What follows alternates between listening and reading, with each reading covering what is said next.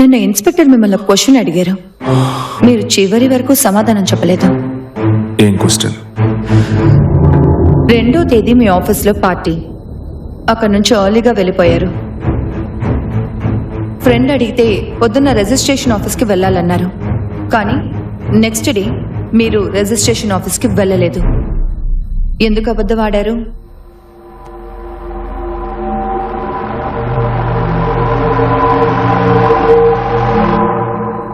పర్వాలేదు, చెప్పండి.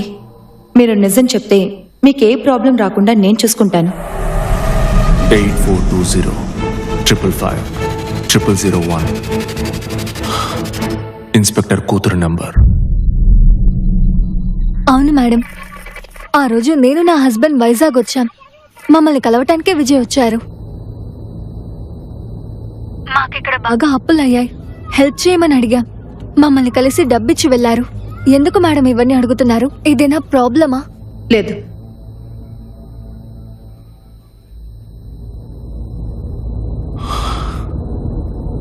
ఇన్స్పెక్టర్తో ఆయన కూతుర్ని కలవడానికి వెళ్ళానని చెప్పలేకపోయాను.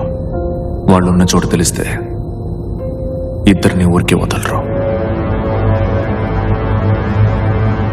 హెడ్, మేడం, డోర్ లాక్ చేయండి. Yes madam.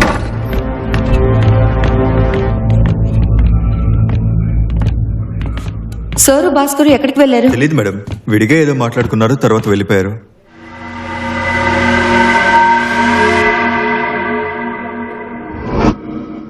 తాళం చెవి లేకుండా తాళం తీయడం ఎవరికొచ్చో?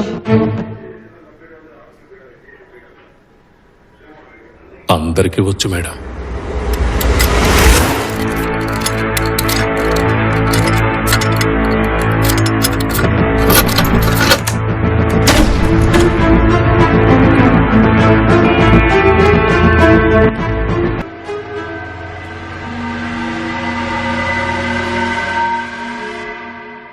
విజయ్ మీద మీకు ఇంకా డౌట్ ఉందా మేడం?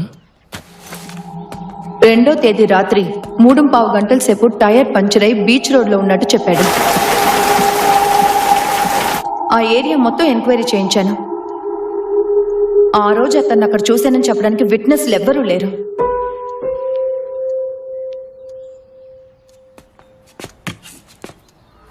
ఆ రూట్లో వెళ్ళి అన్ని కాల్ ట్యాక్సీ ఏజెన్సీస్ని ఎంక్వైరీ చేశాను. వాడు చెప్పిన వ్యక్తిని ట్రేస్ చేయలేకపోయాం. Madam, Vijay car case.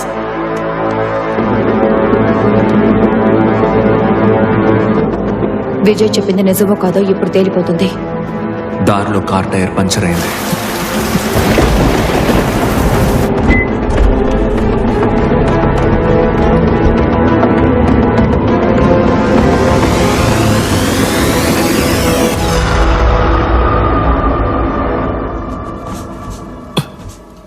అవును మేడం, పంచర్ అయింది.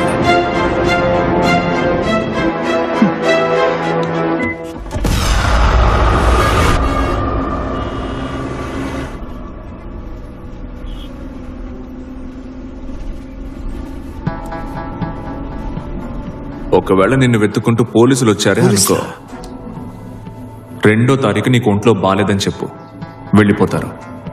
వాళ్ళు మళ్ళీ నిన్ను వెతుక్కుంటూ వచ్చేలోగా ఎస్కేప్ అయిపో. ఏరా, ఏమైందిరా? దాసుగాడు అప్పు ఎలా తెచ్చావు? అదంతా నీకెందుకు?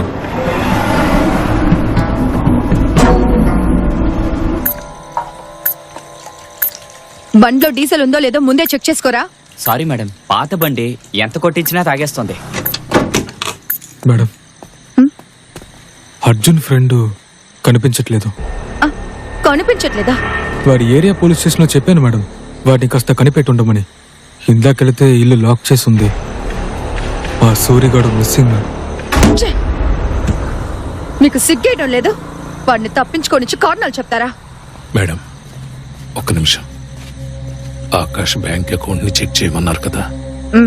వాడు చనిపోవడానికి 6 రోజుల ముందు 12 లక్షల రూపాయలు డ్రా చేశాడు. వాడు మర్డర్ అయిన మర్నాడు ఈ అర్జున్ 9 లక్షలు వడ్డీకి తెచ్చిన అప్పు తీర్చాడు.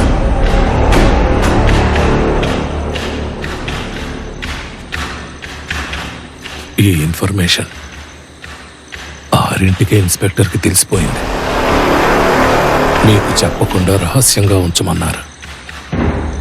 సార్ ఎక్కడా?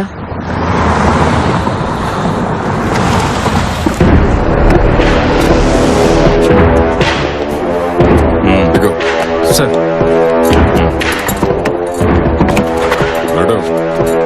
రండి. 2వ తేదీ మినర్వా థియేటర్ దగ్గర ఓ తెప్ట జరిగింది జ్యువెలరీ స్టోర్లో. అన్సాల్వ్డ్. అది అర్జున్ చేసినట్టు ఇన్స్పెక్టర్ క్రియేట్ చేస్తున్నాడు. దీని మీద చేయి పెట్టు.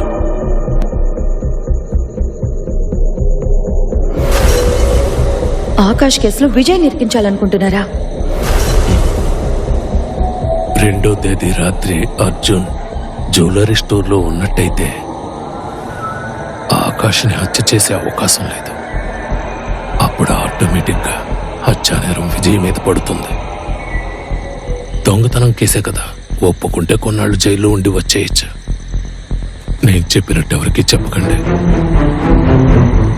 ఒక కాల్ ట్యాక్సీ డ్రైవర్ హెల్ప్ చేశాడని చెప్పాడు కదా, ఆ కాల్ ట్యాక్సీ డ్రైవర్ వచ్చి సాక్ష్యం చెబితేనే విజయ్ బయటపడతాడు. అది కూడా విజయ్ చెప్పింది నిజమైతేనే. చూస్తావేంటి? చేయిపెట్టు. ఎందుకు సార్? సార్ నీ మంచి కోసమే చెప్తున్నారు. ఆకాష్ ఇంట్లో డబ్బు మాయమైంది. వాడు చచ్చిన మర్నాడు నువ్వు 9 లక్షల అప్పు తీర్చావు. ఈ ఒక్క పాయింట్ చాలు నిన్ను ఊరి తీయడానికి. సార్ ఆ డబ్బు నేను ప్యాకెట్లో గెలుచుకున్నాను సార్. ఏంటి? దస్పల్లా హోటల్ వెనకాల అశోక్ సేట్ అని ఒక మార్వాడి ఉన్నాడు. డౌట్ ఉంటే వెళ్ళి వాడిని అడగండి. ఏడాదికోసారి మా ఇంట్లో పోకర్ ఆడుతూ ఉంటాం. మినిమం స్టేక్సే ₹1,00,000. ₹1,00,000 ఉన్నాయి. 2వ తేదీ రాత్రి అర్జున్ వచ్చాడు. తెల్లవారే వరకు ఆడాడు. 10 లక్షలు గెలుచుకున్నాడు. ఏసీ మనకి దోస్తు సార్. సరే మీరు వెళ్ళండి. వస్తాను.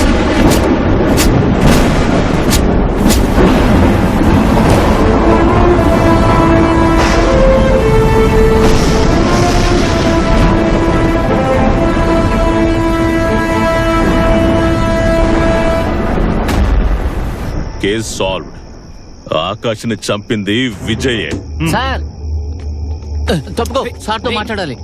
సార్ మన ప్రాబ్లం తీరిపోయింది సార్. ఏమంటున్నావు? Akash murder solved sir. ఆకాష్ని చంపింది ఈ అర్జున్ గాడే సార్. తనకు కాల్ టాక్సీ డ్రైవర్ హెల్ప్ చేశాడని విజయ్ ఆ రోజు చెప్పాడు కదా, వాడు స్టేషన్కి వచ్చాడంట సార్.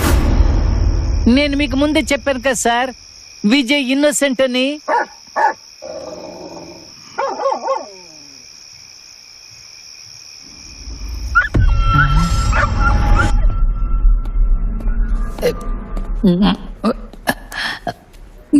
రెండు రోజులుగా ఏరియా మొత్తం క్యాన్వాస్ చేస్తున్నాం సార్.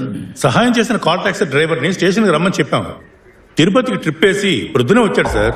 విషయం తెలిసిందంట, స్టేషన్కి వచ్చాడు. క్వశ్చనింగ్ పూర్తయిందా? పూర్తయింది సార్, జెన్యూనే.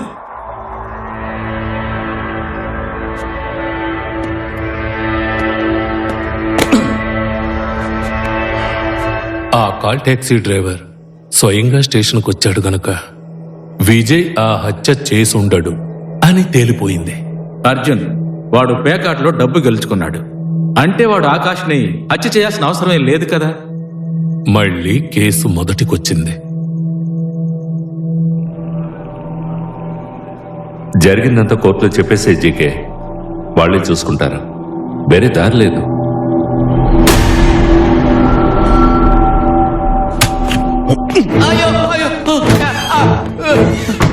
ఆ తర్వాత డిపార్ట్మెంట్ కూడా ఏమీ చేయలేకపోయింది. 8 నెలలు కేసు నడిచింది. చివరికి తీర్పు చెప్పే రోజు వచ్చింది. CC 225/2017 విజయ్ అర్జున్ రండి.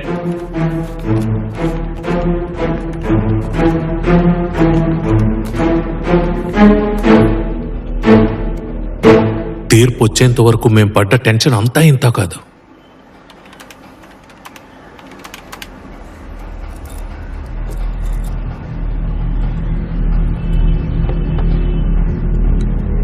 మీరిద్దరూ ముందుకు రండి.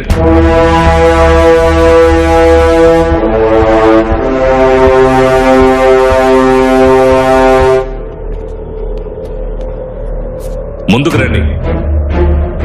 రండి, మీరు రండి.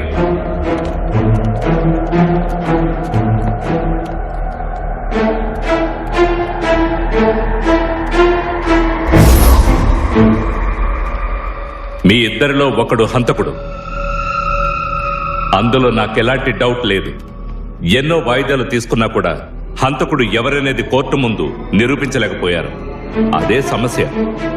నేరస్తుడిని జైలుకు పంపాలనే ఉంది, ఎవరో తెలియకుండా ఎలా పంపేది? నాకందిన సాక్ష్యాధారాలను బట్టే నేను తీర్పు చెప్పగలను. ఏంటి పీపీ గారు, ఇద్దరిని జైలుకు పంపించడానికి చట్టం అనుమతించదు. ఎందుకంటే ఇద్దరిలో ఒకరు నిరపరాధి, నిర్దోషిని శిక్షించకూడదు. 100 మంది నేరస్తులు తప్పించుకున్నా ఒక అమాయకుడు శిక్షించబడకూడదు. మన లీగల్ సిస్టమ్ అలా ఉంది. ఈ ఇద్దరిని విడుదల చేయడం తప్ప వేరే దారి లేదు. జడ్జిమెంట్ విని మేమందరం షాక్ అయ్యాము. కోర్టు ఇలాంటి తీర్పిస్తుందని మేమెవ్వరూ అనుకోలేదు. మీరేగా ఐవో? అవును సార్. మీ డిపార్ట్మెంట్ కి ఇది బ్లాక్ మార్క్. ఇద్దరిలో ఒకడు హంతకుడని తెలిసి కూడా వదిలేయాల్సి వస్తోంది. ఇద్దరిని విడుదల చేశారు, మరి హత్య చేసింది ఎవరు సార్?